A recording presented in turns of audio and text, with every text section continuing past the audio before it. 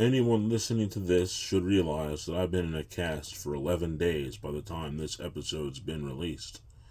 Thus, I've had plenty of time to binge watch and stream a lot of series. That's what this show is about. My name is Phil, and you're listening to The Lip. Okay, everybody.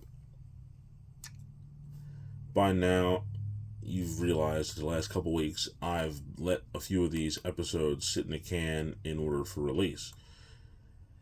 As of right now, the actual date that I'm recording this would be the 16th of September and 2024. However, this episode will be released on October 5th.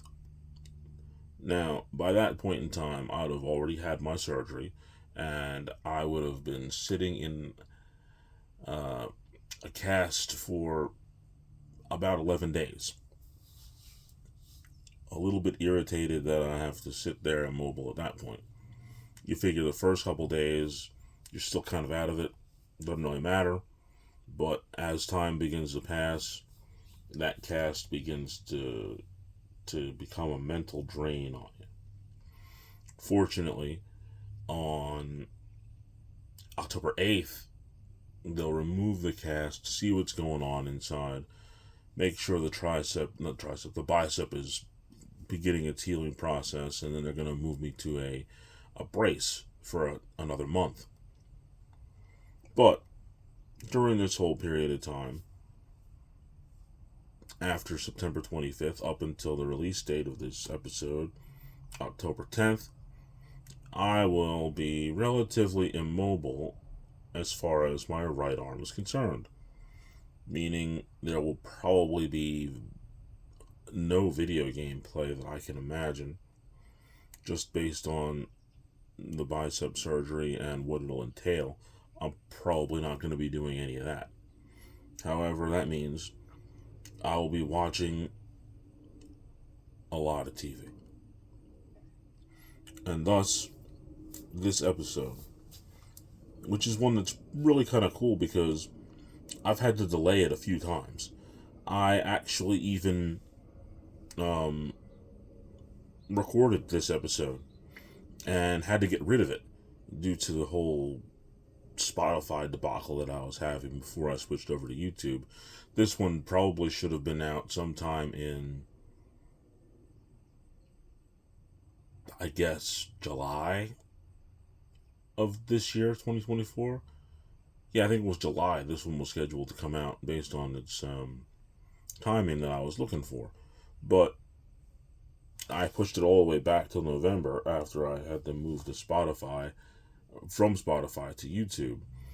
And in a dark, fortuitous turn, obviously meaning that I would have preferred not to have needed to or felt the desire to do this episode after having torn my bicep and literally having to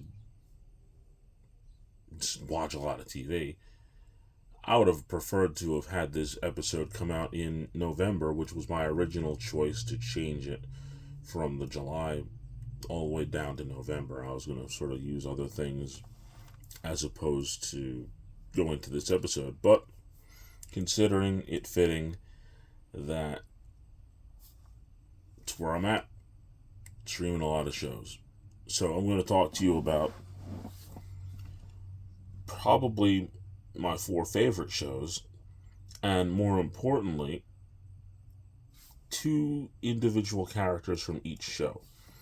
And that's going to be real funny because the characters I'm going to pick are going to be who I believe is my favorite character, and I'm going to also pick the character who I believe, this is just my opinion, the character who had the best progression through the story. I know what you're thinking a little bit. Wouldn't that be like the best character? Not all the time.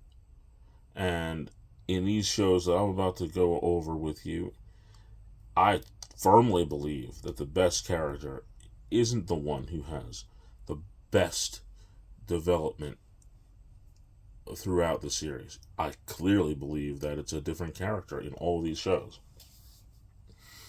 And so that is literally how I'm going to begin the main event. I'm going to talk to you about that. But for now, I'm going to fill in the blanks. Here we are as this episode is about to be released. Not until October 5th.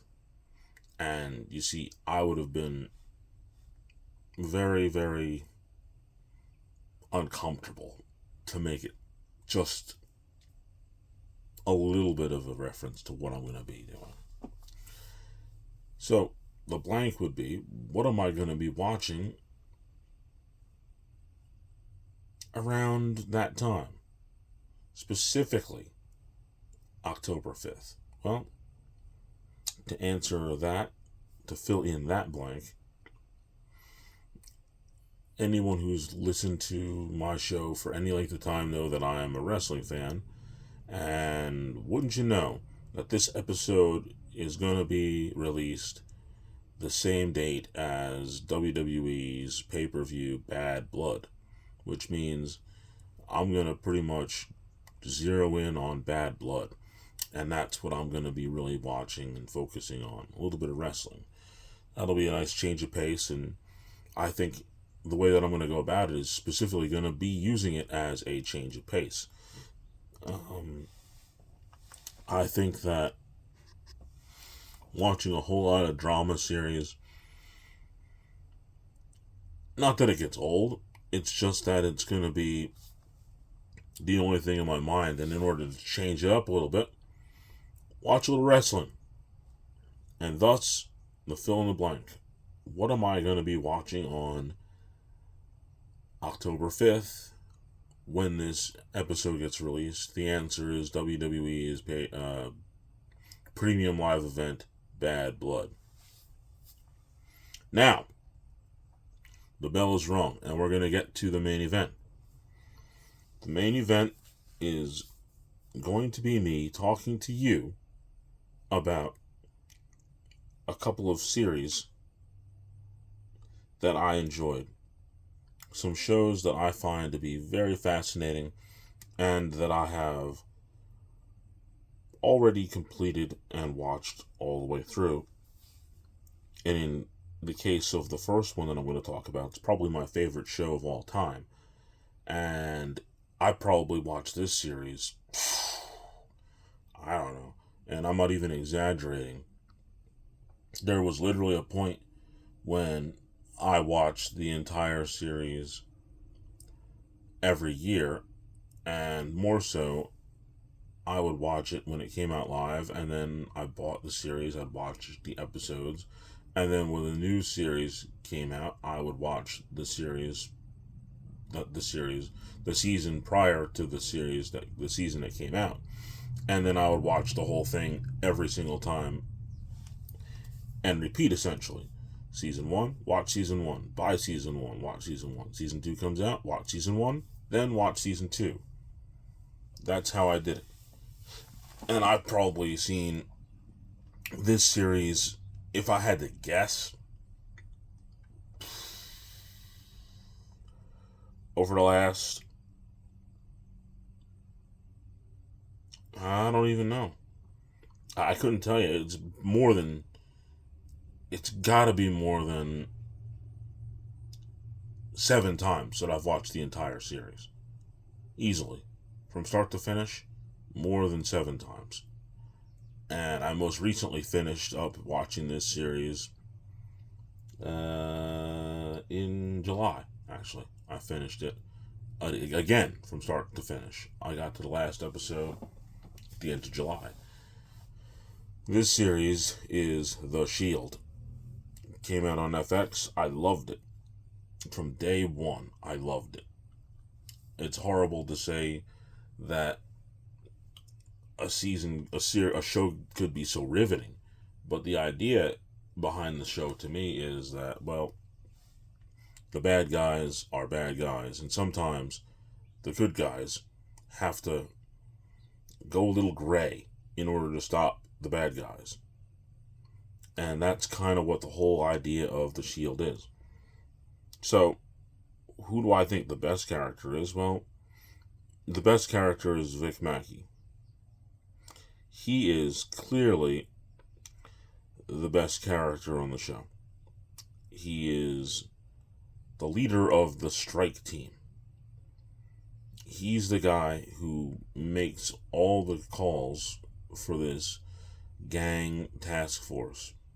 And as a result of that, he is the one who, unfortunately, puts the team in trouble, but at the same time, he's able to control all the situations that are going around, even though it looks like from time to time he's losing it. But at the end of the day, he works it out so that his team wins and everybody comes out clear, except for the very end.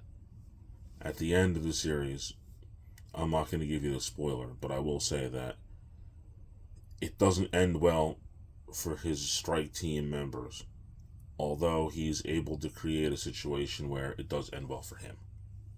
It's brilliant. Now, he's a character who's very strong and able to get people to do what he needs them to do in order to succeed. And he's literally the best character, in my opinion, of one of the best shows I've ever watched. Now, the character who has probably the coolest arc of the entire series is a character called Julian Lowe. Officer Lowe, in the first season, is a rookie. And he has all kinds of, what I would say, pressures that most rookies in most situations would have. Which, of course, the feeling of wanting to be accepted by your peers. The, to want to do the job the right way. And as a police officer, he is an upstanding person who wants to get everything done in a fair and honest way. He doesn't want to take any shortcuts, and he wants to do everything by the book as best he can. Unfortunately for him, he ends up in the same district as Vic Mackey, and that creates a conflict in his soul, ultimately. Not to mention the fact that Julian is a devout Christian, goes to church every week, and he believes in God. But he is also struggling with his own sexuality. He's gay, and he feels the direct contradiction between him being gay and him being a Christian, to go on top of him being a police officer who wants to do everything the right way, and seeing Vic Mackey and his team doing things that they shouldn't. As a result of both contradictions, he's twisted all up inside. And his partner, his training officer, is trying to guide him through the tunnel in order for him to just get out on the other side. But his moral compass is twisted in and out between the fabric of his Christianity and of him being a police officer, seeing things that he shouldn't, doing things that he shouldn't. As a Christian, it just makes him very, very conflicted. Now, throughout the season, he gets to a point where he goes to his reverend and begins to do a highly controversial treatment, which is sexual reorientation. to sort of remove his tendencies of being gay. And now, of course, that gives him some conflict with his partner. To make it more interesting, throughout the seasons, Julian ends up moving to a point where he's no longer a rookie. And, of course, he is fighting the urges of homosexuality in glimpses. You can see every once in a while something comes up and makes him think. But eventually, when he's with a different partner, he then starts to feel more accepted by the other police officers, although he doesn't necessarily want to cross any lines still. He still has that feeling that he wants to be upstanding. He'll go up to the line in certain things, but he will not cross that line. And that makes him very, very interesting, because some of the other officers will cross that line, and occasionally, I'll have to admit, he does cross a line a time or two. And when he does, the regret that he has is instant. Instant. This is difficult to try to talk to you about Julian without going too far into the series, so I'm sort of bouncing around. I will say that eventually, Julian does in fact get married to a nice lady who has a son. I think he was 10 or 12, can't remember, don't quote me on it. But still, throughout the series, he has those tendencies of homosexuality that you see every so often. So it's like he's not all the way past it yet.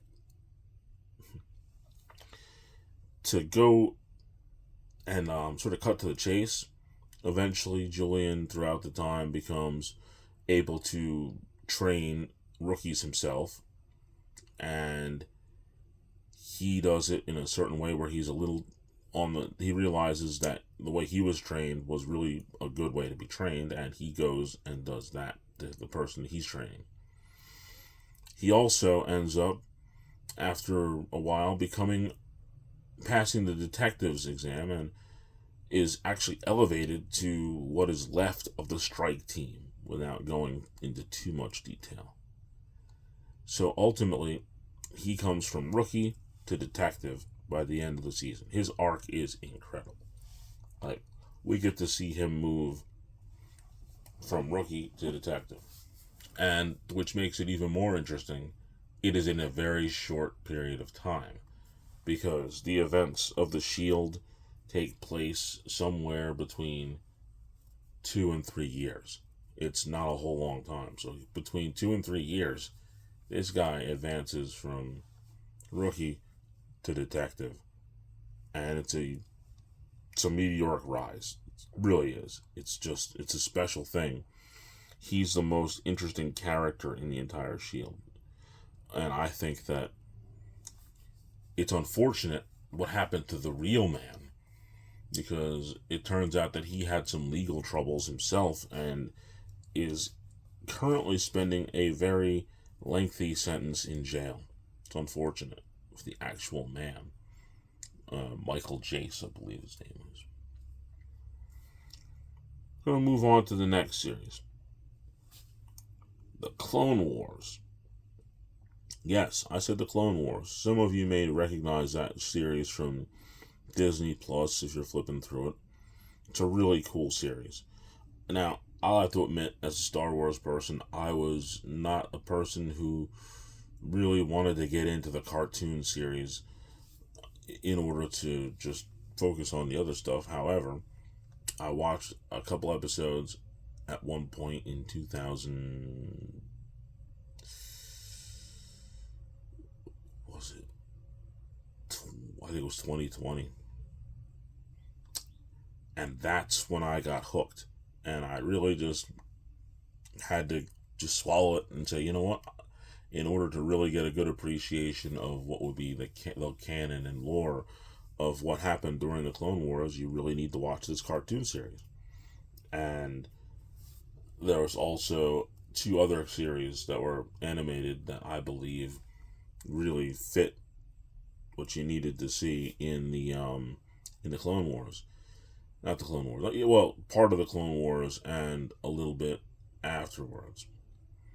And what you get out of those series is it fills in a lot of blank spots between episode 3 and episode 4. The prequel and the original 3-part series. And these series, these shows, the one that I'm going to talk to you about now, Clone Wars, as well as Star Wars Rebels and The Bad Batch, they all sort of have their place in between episode 3 and episode 4 of Star Wars, The Phantom Menace and A New Hope. Much like the Han Solo movie, much like Rogue One, Obi-Wan series. There's a lot of stuff that just jammed within these two movies, episode 3 and episode 4 of Star Wars, that is all happening, that explains some stuff that episode 4 doesn't really touch on except for just a little bit, and it happens after the events of episode 3.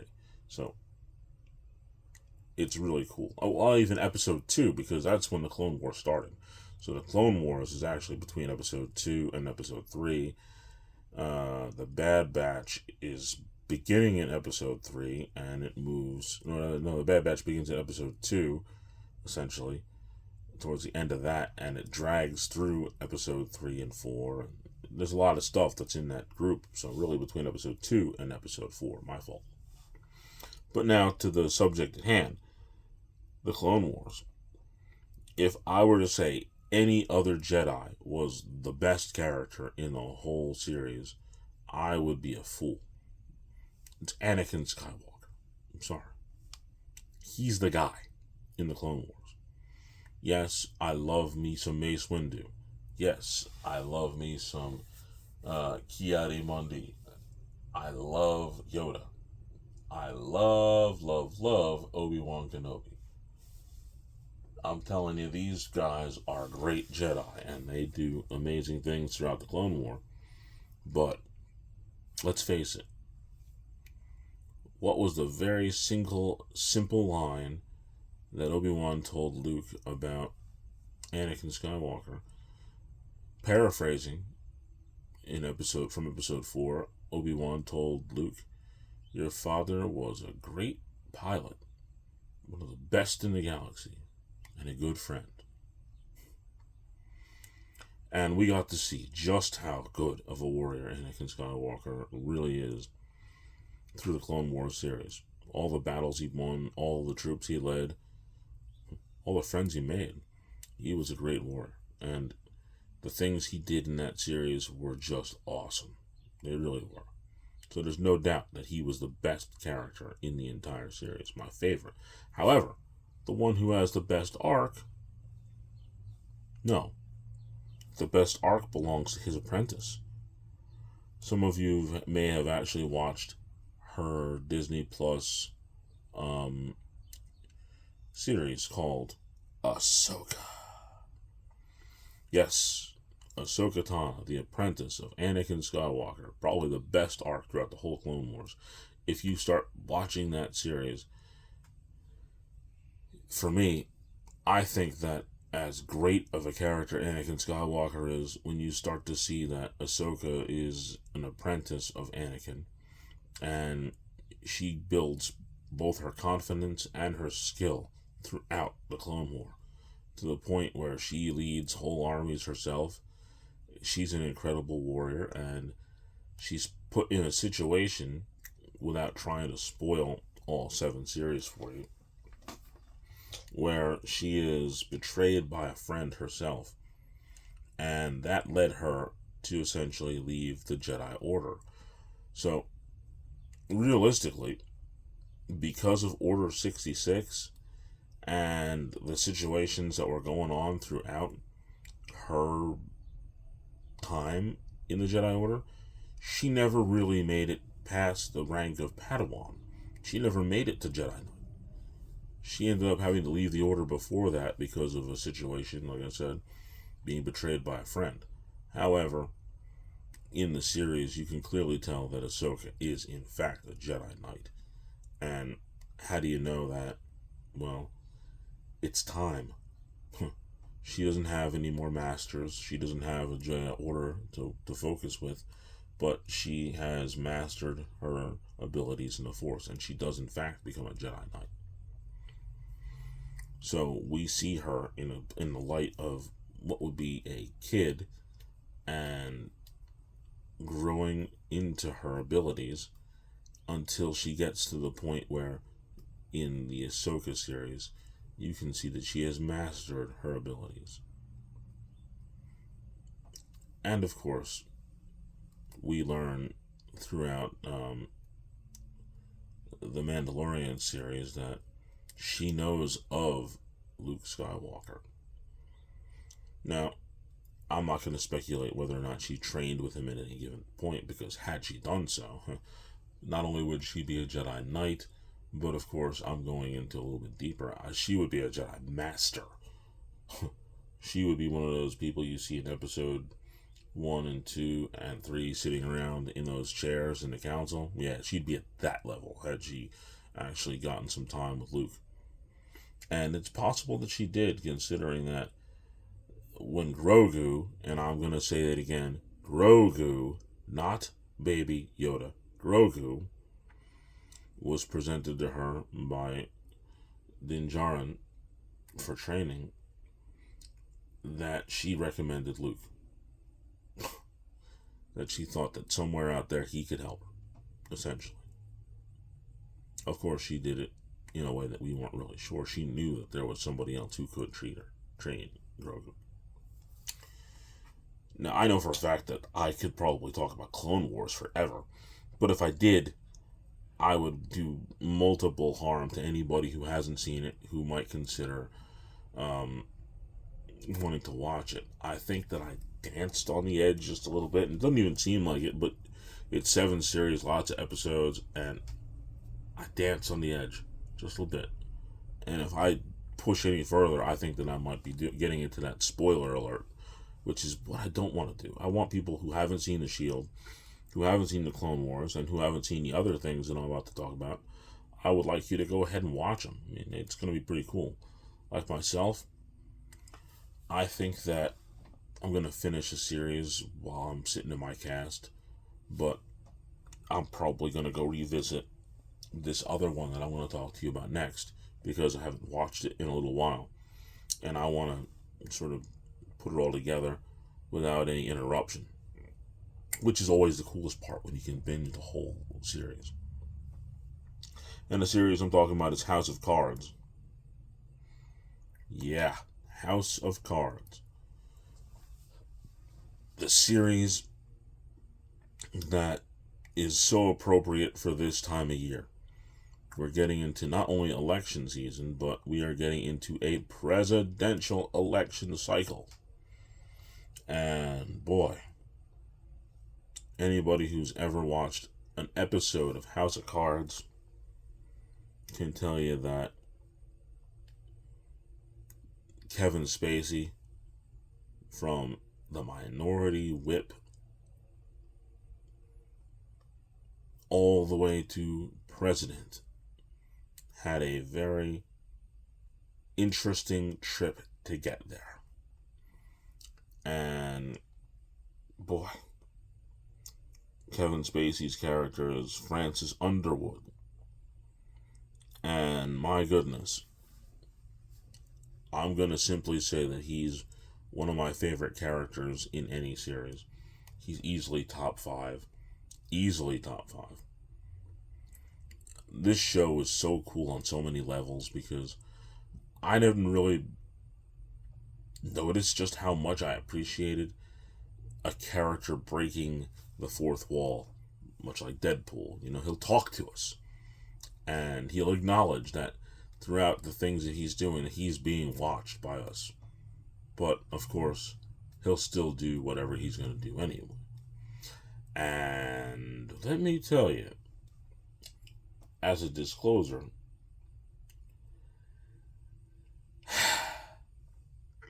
if politics worked even a little bit like it does in House of Cards, when it gets to that level, I can promise you, I am more than glad to not have anything to do with being a political player. And I'm going to go ahead and say it a little bit, but a real life thing that we've got going on with our president, Joe Biden, right now, it smells a little bit House of Cards like to me. But admittedly, that's just, I'm going to throw that out there. Joe Biden's situation kind of smells a little bit like House of Cards. A little bit. Just a little bit. And I'm not going to predict anything about the actual election that we're having in real life, but if you've watched House of Cards and you see the things that are going on, it makes you wonder just a little bit. But now, as to the most interesting character with the most crazy arc in House of Cards, would not be Francis Underwood, portrayed by Kevin Spacey, but his wife, Claire Underwood. She's the most fascinating character because her arc, the way you see things through her eyes and as she's doing stuff, it's probably, in my opinion, for me, I'll be the first to say it, because there was a situation with Kevin Spacey that he was able to clear his name of that eliminated him from the final season of House of Cards. But what I will say is the eventing of Claire Underwood was subtle to me, to the point where I wasn't really focusing on her, because I think I was not paying as much attention as I should have. I focused more towards Francis and not enough towards his wife. I was just not realizing or paying attention to the fact that she could be just as crazy a player as Francis was, if not more. If not more. And I think the series would have been a lot better had we had Kevin Spacey in it in the last season. But what are you going to do? The man broke the fourth wall all the time, and that made the show interesting on a level that I couldn't possibly pretend to say wasn't just pure genius and greatness. You know, some shows you'd like to wonder sometimes what that person would be like behind the wall, the fourth wall, if they came through it. But this one, we see what they can come through and talk to us about. But the whole time, we're like, wait a minute. This person really wants to do this and did that? Trying so hard not to go too far to spoiler alert, but I will give you one spoiler to this show, because it's the only one that I feel that, in order to really give you the extent of how interesting Claire Underwood's arc was, without going into the point of being overly spoiler alert sort of deal. The spoiler alert would be, we find out well into the series, I believe it's season 5, that the whole time when Frank is breaking the fourth wall, we find out that Claire knew that we were all watching too, and she breaks the fourth wall as well. I think that's interesting. And I also believe that when I rewatch the series, I'm going to focus more toward on her, hint hint, because I really didn't pay attention as well as I should have to her development and just how interesting her character was and what she was trying to accomplish throughout the series. And that's what I'm going to do when it comes to going back and rewatching House of Cards. Now, the final show that I'm going to talk to you about is one that had 9 seasons, and I'm going to tell you that I really blew through this show real quick in the spring and the summer. Did I get to summer? Yeah. It took a little bit of summer, but it was for the most part in the spring, the March through about June. Yeah, it took me that long to piece it together. But boy, I'm going to start off by saying I'd have been mad if I continued to follow my original pursuit of the show, because I would have been willing to do this episode about my favorite characters and their arcs, and people could have criticized me big time because I would have made a huge mistake. And that huge mistake would have been when I was watching it on Netflix. Yeah, let's react to a little bit Netflix.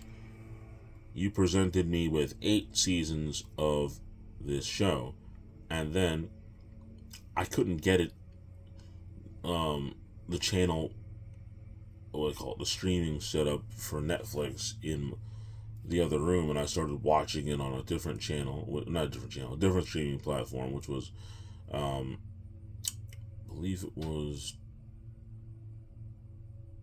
Peacock, I think it was, yeah. And when I put it on Peacock, found the episode where I was at so I could continue watching, I discovered that the 9th season was sitting there. Almost lost my mind. I thought I was just about done with the series. I was in 7. The 7th season, I think it was maybe the 4th or 5th episode. I thought I maybe had a little bit more left.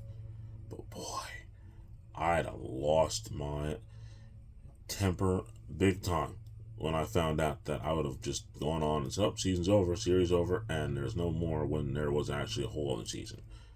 I would have turned into the Red Hulk, and I would have run amok throughout the city of Philadelphia. But fortunately, none of that happened. I found the 9th season, and I watched it. The show I'm talking about is Suits. It's a great show.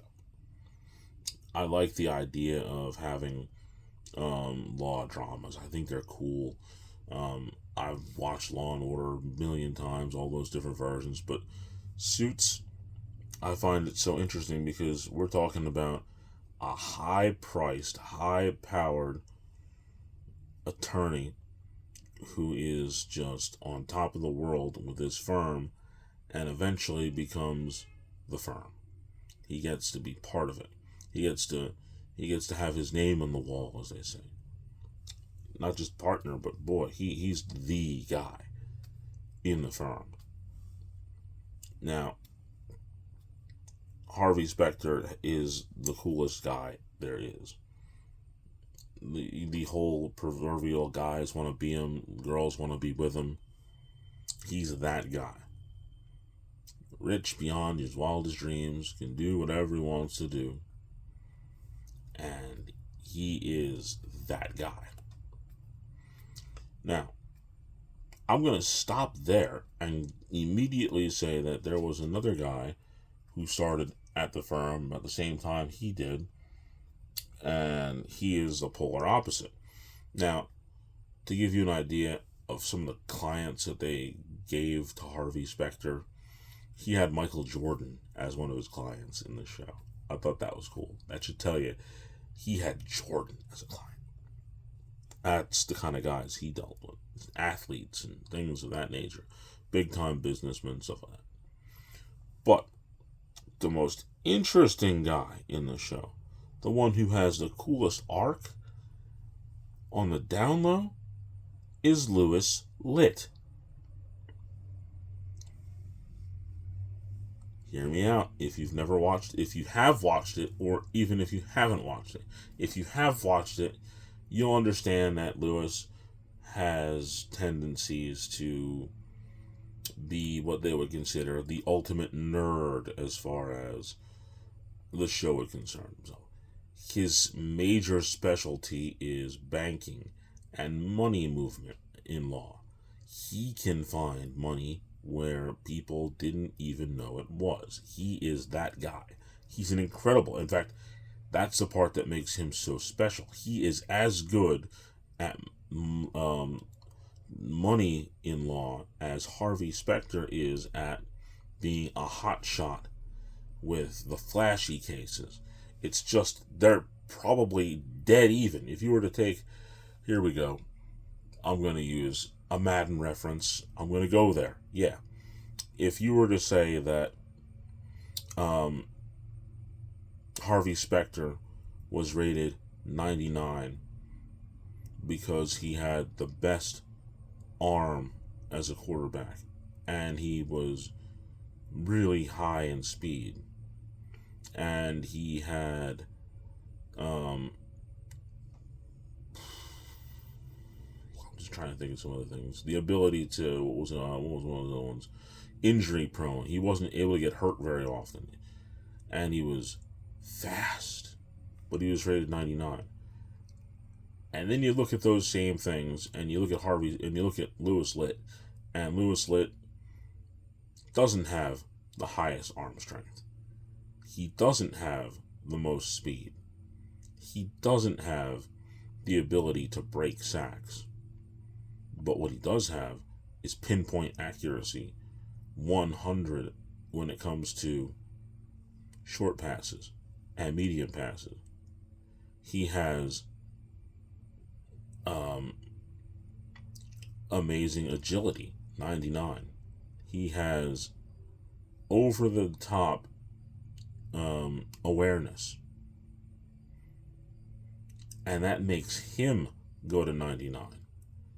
Both guys are 99. They're just 99 in different categories. Not to say that Louis Litt could do what Harvey does, because he can't. He doesn't have that flashy skill. But Harvey doesn't have the pinpoint accuracy to hit those really quick screens and shots, those plays out in the flat like Louis Litt can. He can get you the stuff that doesn't look so pretty, those little 10 and 5 and 15 yard little dink and dunks. He'll kill you all day with that. Whereas Harvey will throw the 99-yard touchdown pass every time. Both will score touchdowns. Both will win games. But they'll do it in different ways. And Louis Litt down low is incredible as a lawyer because of his skill set at what he does. He is the best at it.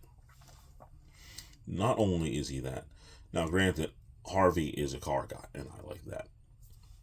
Louis Litt was a kid who was bullied when he was in school, but he got over that. He had relationship issues. He got over that. All this is in the series. He had wanted to be a partner, put his name on the wall. I'm going to tell you, he did that too. The guy had some slimy ways about him every once in a while, but at the end of the day, he turned that around, and then he became someone you can realize by the end of the series was the most loyal person in the entire law firm. In fact, the guy was so loyal that, somewhat of a spoiler, his secretary had died. And she was cremated. And he kept her remains in his office because there was no one else who took them. So he kept her remains. He held on to her remains because he was attached to her as such a good person that he is, even though she was a little on the mean side. He was just attached to her, and he wasn't going to let anything bad happen. And at the end of the day, Louis Litt was supremely loyal. If you were on his side and you needed his help, you were going to get it. He was not going to let you get taken over by the wind. He is going to be there to a fault. To a fault. He was the guy who literally would sacrifice himself in order to advance the law firm, to make his friends look better, to get them out of trouble, to protect people. That's what he did. He also was the guy who ran the associates for most of the time in the law firm, and he enjoyed that because he's also a teacher, and he made those people better lawyers. It's a very, very interesting guy, and his arc is really the coolest arc in the entire show. And I tell you now, if you watched the first episode, the first season, you might not pick up on it right away. It took me about 3 seasons to figure out what was going on there. If I was going to compare him with a character from another genre, let's say a movie, for those of you who know anything about Harry Potter, I think that if you break it down, Louis Litt would be Snape, who seemed to be a bad guy, but at the very end you realize he might be the biggest good guy of them all. Great character is Louis Litt. Now, I can't recommend this series enough. I really can't. And as a result of that, I certainly want to recommend all 4 of these series if you haven't already watched them. And clearly, Series 1, The Shield. Series 2, Clone Wars, if you're a Star Wars person. And I kind of would recommend watching Episode 2, the movie, before you get into watching the Clone Wars, because it'll give you a little bit more frame of reference as to what was going on at the time before it started. House of Cards, I would definitely recommend watching that one. And while you watch that, think about the political situation that we're in right now. That might make it even more fascinating, House of Cards. And then, of course, Suits. It's just a really good show. Watch it if you like the law sort of dramas. And on that note, I'm going to ring the bell and end the main event. Now, it's time for... what am I going to do next? I think I'm going to do the picks. Yeah, the picks. Granted, I know I started this weeks ago, and I am a lot off from where I was, but let's face it, sometimes you just can't quite have time to do all the stuff you wanted to do, and so I actually even messed up right now, because I'm recording. I'm going to talk to you about my picks from week 2. Or, week 3. I didn't do week 3. That hasn't happened as of the time I'm recording. So, you know what I'm going to do? I'm going to do you a solid, because I need to do me a solid. I watched part of the game that was the Bears and the Texans, which was the last pick that I had to go through from week 2. Maybe I'm just going to have to go back next week and give you those picks. I already did the picks for week 1, and fortunately I did okay. I was 3 wins and 2 losses, and I'm only picking 5 games. I will say this much about week 2. I did okay. In fact, I'll go ahead and tell you what I got. I had the Bills beating the Dolphins 35-31. Bills actually beat the Dolphins 35-10. No, 31-10. That's crazy. I went and had the Giants and the Commanders. I said Commanders 21-10, and the Giants, of course, they let me down a little bit further. Not really. They actually kind of held their own, but it seems like everybody was allergic to the end zone. Commanders 21, and they were all field goals. Giants 18. Commanders win, and so did I. Bengals and Chiefs. I was really hoping the Bengals were going to win, although I picked the Chiefs 38-35, but the Chiefs did win in what was a close game, like I kind of thought. Closer than I thought, though. 26-21. No, 26-25. I don't know what I'm looking at the week before. So I got 3 more wins out of the deal. But unfortunately, I also got a loss too. A terrible loss. And that terrible loss was my 49ers got beat by the Vikings. I said 49ers 28, Vikings 17, and it ended up being 49ers 17, Vikings 23. So that one was horrible to me. So my overall record, just based on the games that have already happened, I got 1, 2, 3, 4, 5, 6, 6-3 right now. And that's before I count what happened in Chicago, which I'll do next week as a part of week 3, the Chicago and Texan game. I want to have that one down as well. As I turn the page, I will tell you my week 4 picks. So we're going to be going into week 4 picks now. And of course, this is relying on a crystal ball because I don't know about any of those injuries that are going to happen between now and week 4. There could be all kinds of bad stuff happening, right? Right. So, Cowboys-Giants, week 4. Giants are going to be playing the Cowboys now. I think the Giants are one of the worst teams ever, although the Cowboys, well, they're the Cowboys. But I expect just because they have better players that they should be able to win a decisive win, 35-10 over the Giants. Bengals and Panthers. Panthers are one of my favorite teams this year because I think they're the worst team in the NFL.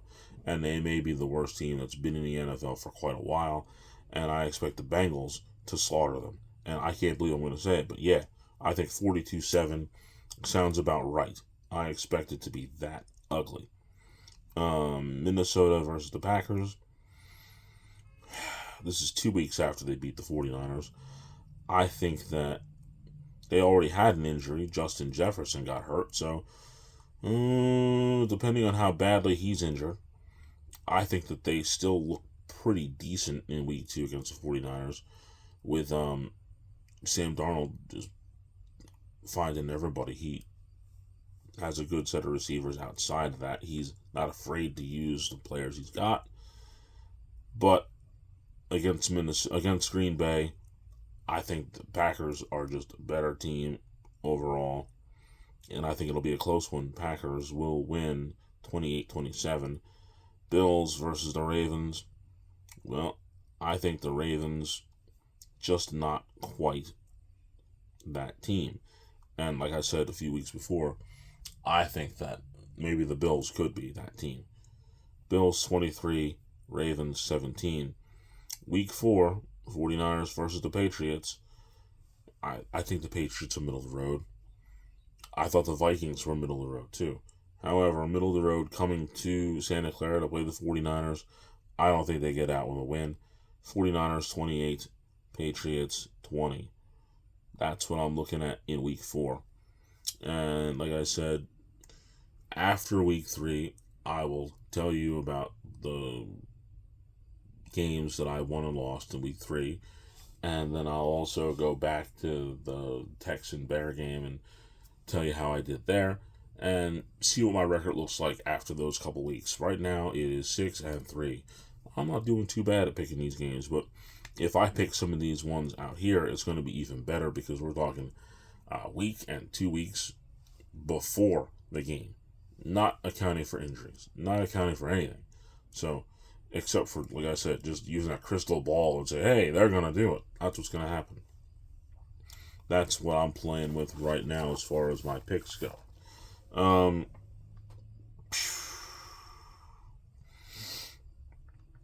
It's time for the Spear of the Week. The Spear of the Week. What could it be this week? The simplest thing that I could tell you that deserves the Spear of the Week would have to be the cast that I'm going to wear. Like I said, by the time this episode comes out on October 5th, 2024, I will have been wearing the cast after surgery for 11 days. I will still be wearing that cast until October 8th before it gets removed. And having had a cast on my ankle after surgery, in fact, that I ended up having 3 different casts over a month, and that was awful. Oof. After that first 2 weeks, miserable. Just hating life. It's always going to have that spot, unfortunately. Hopefully I can avoid it, that itch that you just can't get to, and there's nothing worse than that.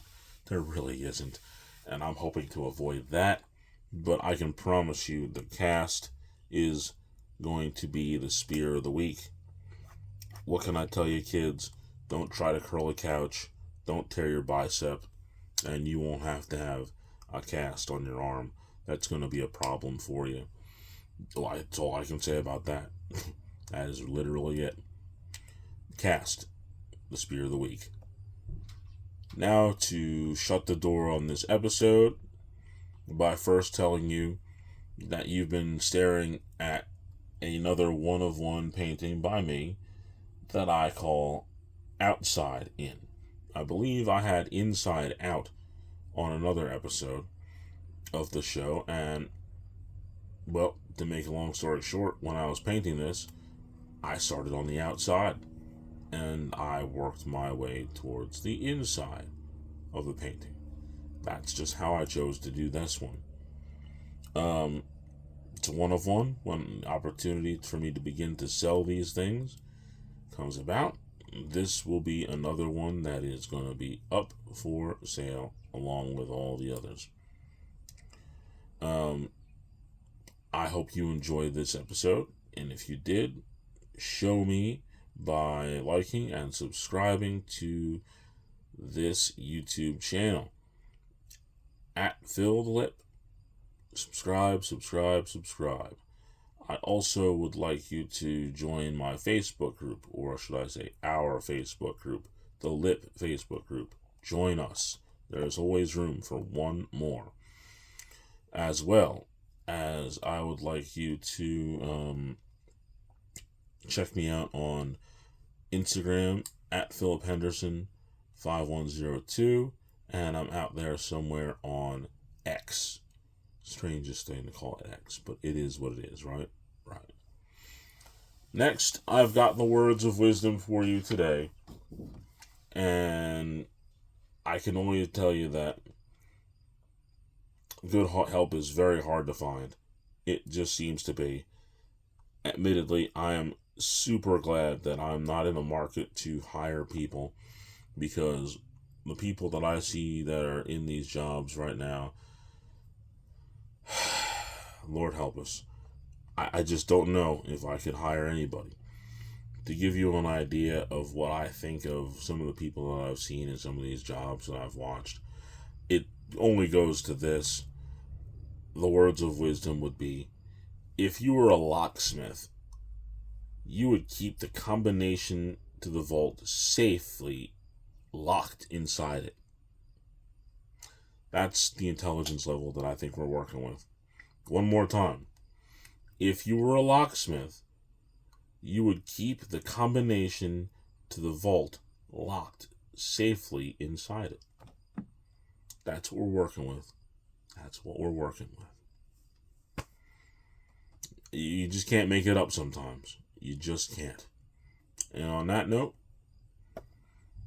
I will talk to you on the next episode, which will also be recorded sometime this week as I'm sitting before you now. It's, like I said, September 16th. I'm going to record the next episode probably September 17th, but you'll hear it in October. Once again, my name is Phil, and you have just listened to The Lip.